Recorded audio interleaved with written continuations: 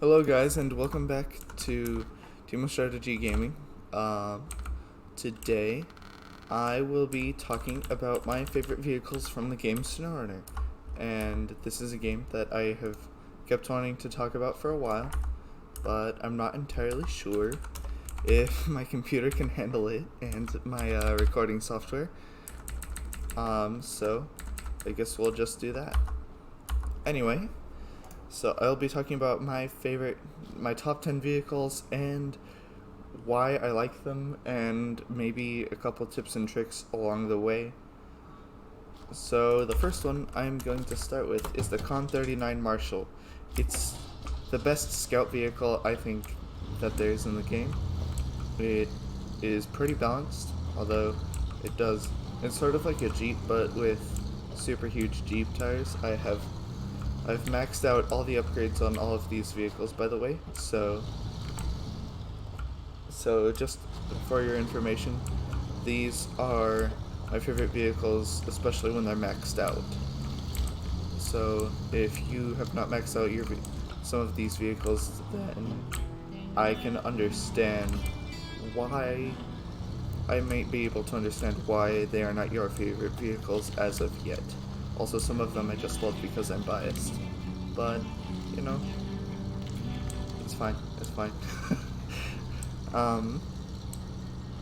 Anyway, yeah, the Con 39 Marshall is my favorite vehicle. It doesn't have changed tires though, so that's the only drawback I can really see. I highly recommend getting the maxed out engine upgrades, and even without differential lock, it can pretty much conquer any kind of train that gets in its way. It's pretty good. It's also an absolute beast through this. It will be your best scout vehicle, I think, by far. That's just me, but I think it is the best scout vehicle. And I'm going to demonstrate how bad it is on icy roads. Oh great. What am I stuck on? Hang on. Also, this game is amazing. I love how it looks. I love pretty much everything about it, except that I can't drive correctly. The only drawback I see is that mud doesn't stick to tires anymore like it did in SnowRunner and MudRunner. I mean, in Spin Tires and MudRunner. But, you know, the game is pretty much perfect in every other way. At least, that's my thought. That's my thought. Don't hold me to any of this, please. Anyway, just sort of calmly mudding through this, and let's see how it does on this not snow-packed slope. It's doing okay. Anyway, once we get to the road up there, or somewhere close to it, I will move on to the next vehicle, which will be the TOZ 420 Tatarin, or however you pronounce that. The Tatarin, Toasty Bean. You can really name it anything. But yeah, it's sort of plowing through this. Ow. Come on, get over the guardrail. There we go. Anyway, that's the Con 39 Marshall. I am level 30. I've maxed out pretty much everything that you will see here, so just keep in mind that this may not be the same for you, but these are my favorites. The TOZ 420 Tatarin. It's really laggy in this area for some reason. I wonder why. This vehicle, absolute beast, has basically no modifications except for like a winch and stuff. And there are no engine modifications, no tire modifications. It's a very rigid in its design. You sort of have to keep it like this. But that's not necessarily a bad thing with this thing, because it's got a powerhouse of an engine in it. If you look in the back, you can see it's got like a huge truck engine. But yeah, I really like this truck, or scout, although you can't really call it a scout. I think of it more as a rescue vehicle.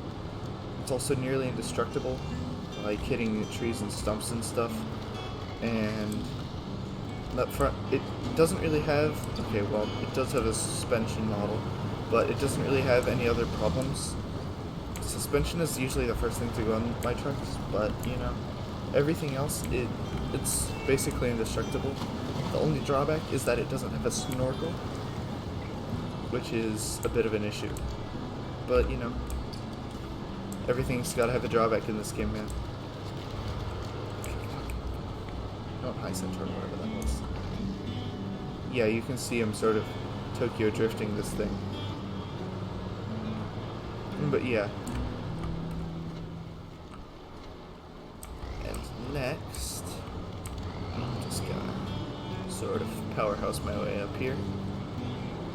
It doesn't really care about anything. I mean, it's huge and massive and it might occasionally flip over, but terrain it doesn't really care about. And look at this. It's just sort of flattening it out, eating it for breakfast, all of that good stuff. Okay, come on. Like so. I'm worried that this is not a very good test, but you know, I'm working on it. This is really fun to drive, by the way. It's just sort of plow through everything. And snow sort of acts like mud in this game, so the mud really won't be too much of an issue for this. Also, even though it has a really low sort of center or a really low ground clearance, well, actually it really doesn't, but you know, let's just say that it eats everything for breakfast and leave it at that. Con 39 Marshall, I'm going to cover that as well. And now, next up is the Royal BM17. In my opinion, a very good truck. It does not have all-wheel, it doesn't have differential lock. Excuse me, I'm gonna sneeze or something. Or apparently not. Thank you, very cool. Anyway, Royal BM17. Fantastic truck.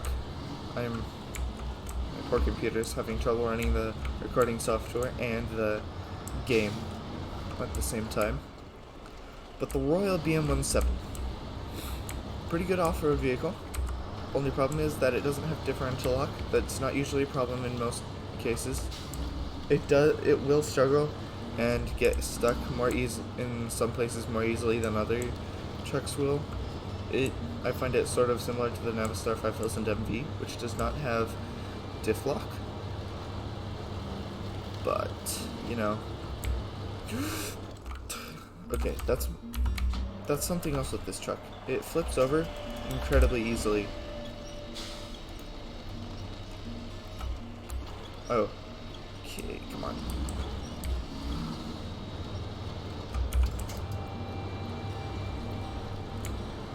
Yeah, the diffs.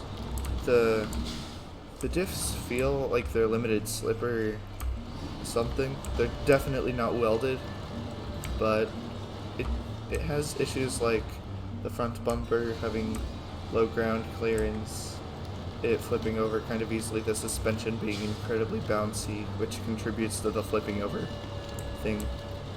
It does okay though. I personally find it to be a really good vehicle, as long as you don't like go into super deep mud or anything like that. So don't use it in Tamir or like in some of the deeper mud pits in Michigan or in Alaska very much, or in the snow in Alaska. I'm obviously doing exactly what I told myself not to. You can see that the wheels are spinning at different speeds because of the whole differential thing. Yeah, okay. What I was trying to do there was trying to save my truck from flipping over by auto-winching to the side that was flipping over. That's something you can do. That's one of the tips and tricks I was going to mention. Anyway, this thing's pretty good. It's not the best, but you know, I can speedrun most of the missions with it, so I recommend it. Highly recommend it. It's in Alaska, in Northport, so if you need that, just use it. This, it's really not that great. I use it as a highway hauler and stuff. It's actually got a higher power to weight ratio than its brother, the Jerry Longhorn 4520. So, but the only problem it has is really that middle axle, that one right there. It's dead. So, although if you've played SnowRunner for any amount of time and managed to get this, you will know about that dead axle. It's pretty good at off-roading, but it's, you know, it has the drawback of that middle axle that it uses for weight distribution. In I think the next season pass update, it's going to have that middle axle be liftable. So I think that will give this thing a second chance.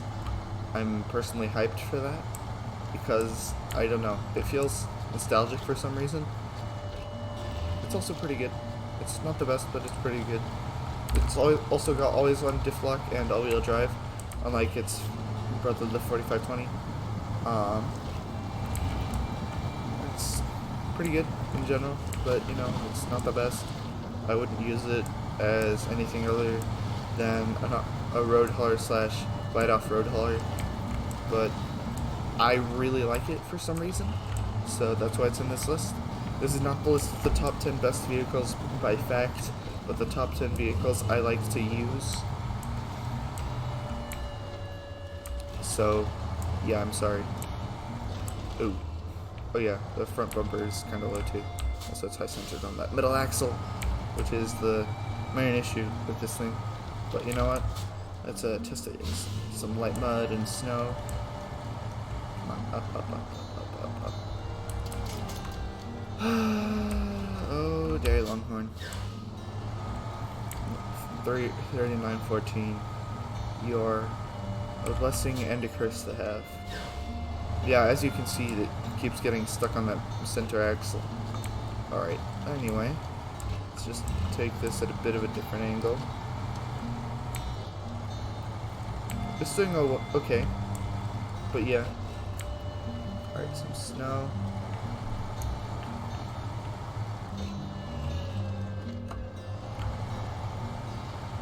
Yeah, it's doing pretty well at this point.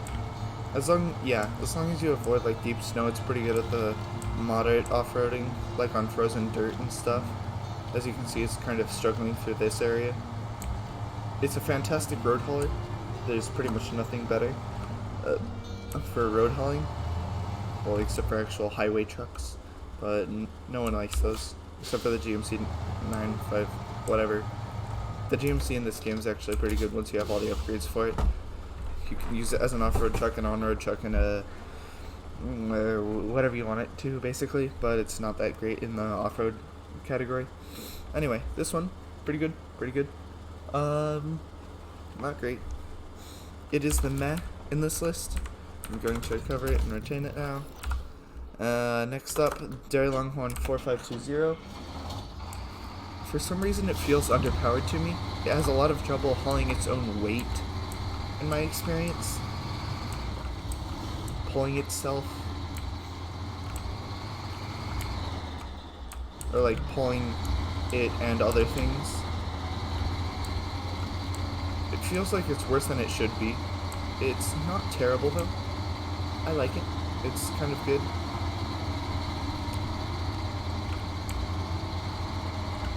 Anyway, where's the road?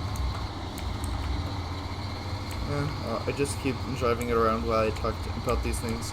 This is my personal experience. This isn't based on these tests or whatever that I'm doing. Anyway, just sort of driving it. Like so. It's a pretty good tanky vehicle.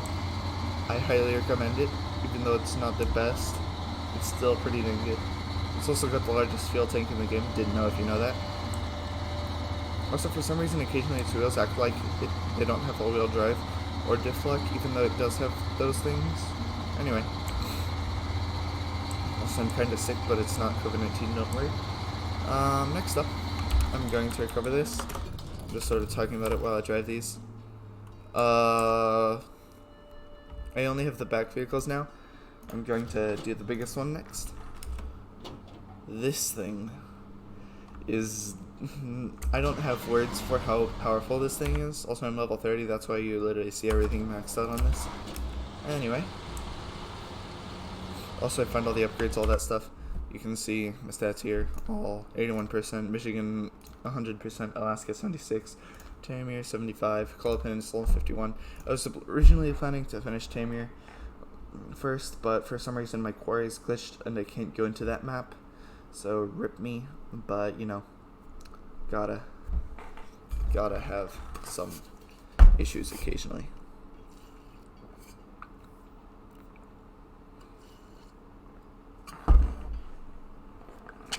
I was drinking, don't worry. Drinking water also. Don't worry, I'm not weird.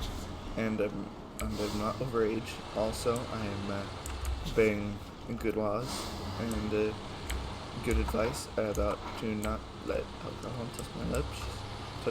Also, I'm a member of the Church of Jesus Christ of Latter-day Saints that sort of, it has some advice, and I think that advice is fantastic. I really like the advice. Originally I thought it was like, oh no, okay, that, but really quickly, this thing does tip over incredibly easily, but yeah, anyway, they have good advice, pretty good advice, and I just think it's really good. I'm just rambling and talking about random stuff, but anyway, as of 4220 Antarctic,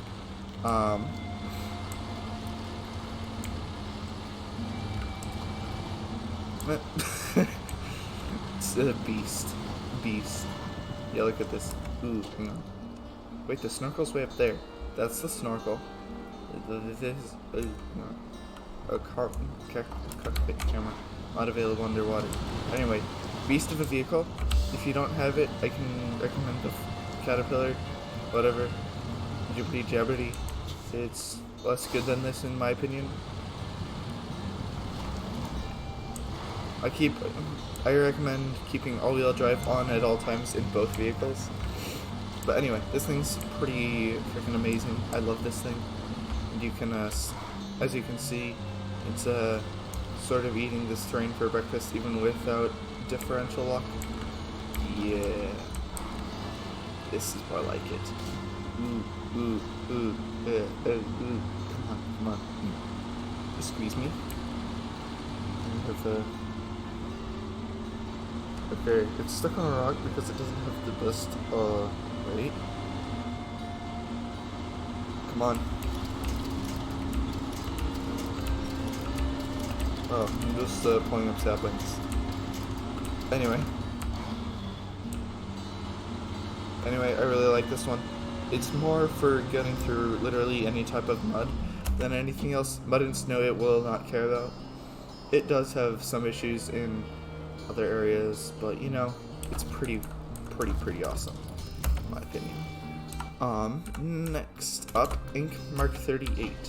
MK38. Absolute beast, might I mention. It doesn't look like it. I love this thing. It is OP.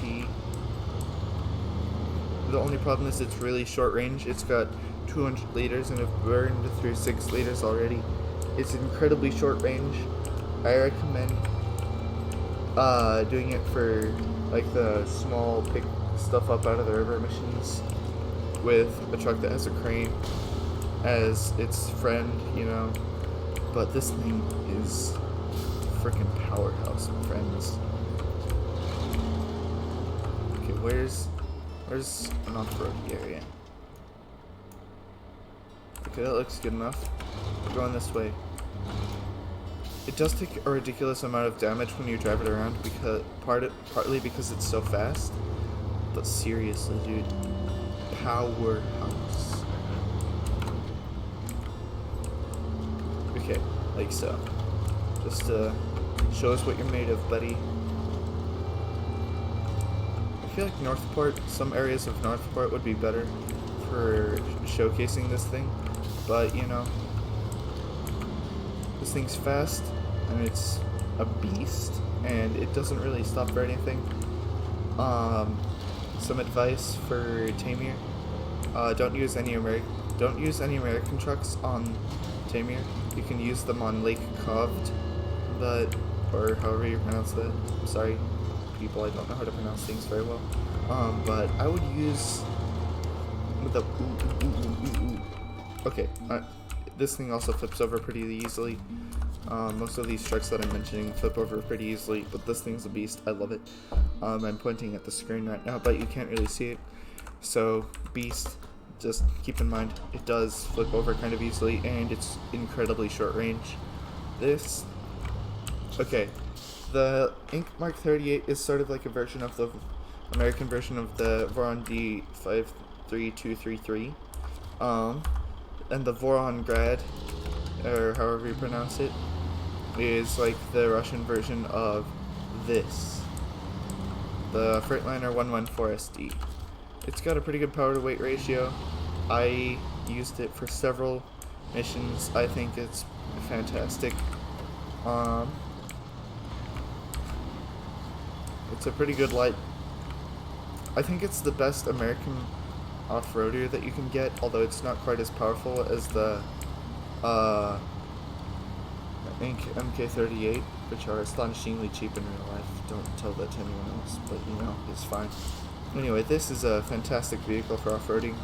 I can recommend it, and I do recommend it. It's pretty good. Also, I'm using a paint job mod that allows me to paint literally everything my channel colors: white, orange, and gray. My dudes, or white, orange, and black in this case. But anyway, I'm rambling again. I've been rambling this entire video. Hopefully people like it.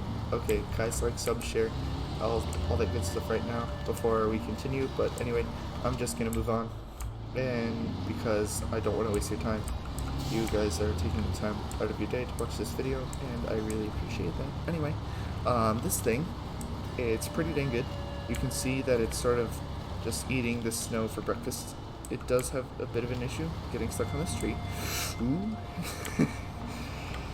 It's also, well, yeah. Okay, now it's getting stuck in this super deep snowdrift. Anyway, it's just gonna keep plowing along while I continue rambling. It's got the switchable diff-lock all-wheel drive. I really like this. Anyway, I'm going to stick it in the river before I end this. This is number 8, I think.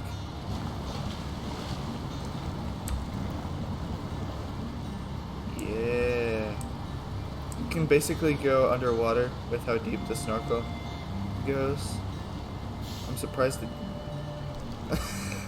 It's still going! It's still going! It's still going! It's still going. There we go.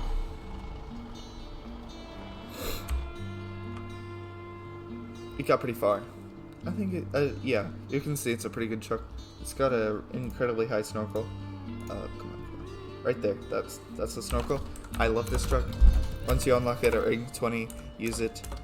But until then, use the Ink Mark 38, which is located in Pedro Bay. In this corner somewhere in here. It won't be unveiled by a... blah blah blah watch point. And yeah, Voron D53233 or whatever this is. It says it's a farm truck. You can unlock it pretty much at the beginning. It's really good, even without most of its upgrades. I can highly recommend it for basically everything the Ink Mark 38 can do, and it's a bit longer range. You can see it's sort of doing its off-roady thing here. I really like it, you know. I'm getting tired of talking about these trucks. It's pretty good at off-roading. It's way more fuel efficient than the Ink Mark 38, though maybe not as fast. And it's you know, blah blah blah blah blah. It's got a big fuel tank. Yeah, I'm tired of talking. That's pretty good. Voron Grad, basically Russian version of the Freightliner 114SD, which is so it's better in Russian mud. I've just equipped it with changed tires for now. Anyway, yeah, pretty good vehicle, you know, all that good stuff. Anyway, pretty good. Yeah, blah blah blah. Diff lock switchable, all-wheel drive switchable, and I personally think it's absolute beast. Can get me through most of the missions in Tamir. I'm probably going to use all of these vehicles on Lake Kovt because it's even worse than Tamir and Alaska combined, in my opinion, especially with the whole ice falling through thing.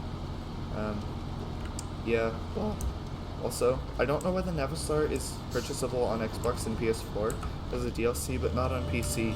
Guys, raise this issue with focus. They need to change this. Like, actually. Because it's on my list of things, it's on my list of best vehicles, but you know. Anyway, I'm rambling again and again. I'm sorry, guys, I'm really tired. It's like 6 in the morning, 5 in the morning when I started this. But anyway, yeah, pretty good truck, all that good stuff. Okay, now, I'm going to go to Tamir, this area, the Drowned Lands.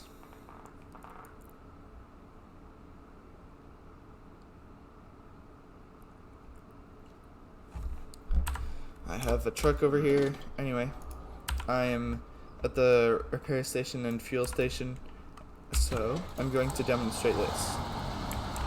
I'm not going to fuel up for demonstration purposes. Also going to damage my truck. There we go. It's got a decent bit of damage on it. Yes, you can see I'm still using it here. Also, some recommended tactics for SnowRunner. Don't leave Michigan until you've finished everything and sold all the trailers. Oh yeah, once you've left an area, sell all the trailers and everything. Another something that you should probably know is that you should do watch points and truck unlocking first, always first. And then another thing you should know is that you can use these places, these trailer stores, as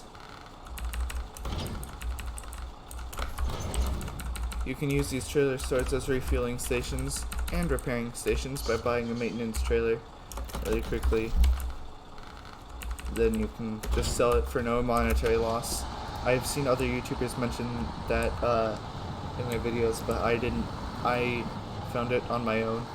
I noticed that other people had found it too, so that's a pretty good tactic. Also, you can change the bumper to be really high or really low. Like, some bumpers have a larger hitbox and will cause more problems than others. Also, unlock anything that says access to location. Do those contracts and missions first. Basically, anything that unlocks stuff for you, do those first, and then do the missions that only give you stars and points later. As you can see, I've finished a whole bunch of these. These usually get you a whole bunch of progress. I do contests last because they're really hard, or at least in my opinion they're pretty hard, difficult, all that stuff. Yeah, you can see that. Anyway, I'm stretching, don't worry, my back's just... Anyway, that's gonna be it, probably it for this video. But yeah, you can... Anyway, some other honorable mentions. As of 64131, it's a really good vehicle off-road, but it's not got the... It's got really low ground clearance, and you can't really change that bumper, so it gets caught on stuff a lot. Same with this, and with this. Never use this, it's literally the worst. Although, if you want laughs, you can use it, I guess. Step 320, pretty good. Not the best, not the worst, it's meh. Tega, people think I think the Tega's overrated. The F1 A4380 might be even better than most of the vehicles on those list for off-roading and stuff. It might be the best off-roader in the game, not sure. Anyway, Yar 87, massive scout, probably not as good as the Con Marshall favorite. Anyway, I just like this because it's upgradable to become really good at stuff. This is a really good, the Chevy Kodiak C70, really good like light duty, quick transport truck. Just don't use it for anything too heavy because it struggles with that. White Western Star 4964 got me through a lot of Michigan. I can highly recommend it. Pacific P16, it's located in Drummond Island. It's really good. Western Star 6900 twin steer, it's gonna get an all-wheel drive upgrade in the next update. It's absolute beast. Well, it's pretty good for getting through Michigan. After that, I recommend not using it. Don't worry, I don't have COVID. This, it's good, but it's also terrible. Just FYI, this vehicle, it has such a low bumper that you can't really do anything with it. Same with this one. For some reason, this one's better than its later brother, but I don't know why. I'm not a judge of that. I'm not the judge of that. Favorite vehicle in this class, other than probably this one and this one. This one I just like for nostalgic reasons for some reason. I don't even know why it's nostalgic. I just like it. Anyway, I think I have to go, so I'm going to see you guys later. Like, subscribe, share the video. Would like it if you guys could support me by sharing this video with all the people who like this game, and maybe with people who might be interested in this game. Some people like it more than they originally estimate that they would. Yeah, I've also been working at this game for a really long time, like a solid 7 days of time have gone by, like in real life, where I've been playing this. Not all in one sitting, of course, otherwise I would be dead mentally, but you know, I'm still kind of dead mentally because I haven't done anything, because it's like very early in the morning. I have to go do something, guys, so I will see you guys later. Hope you enjoyed this video, and I will see you next time.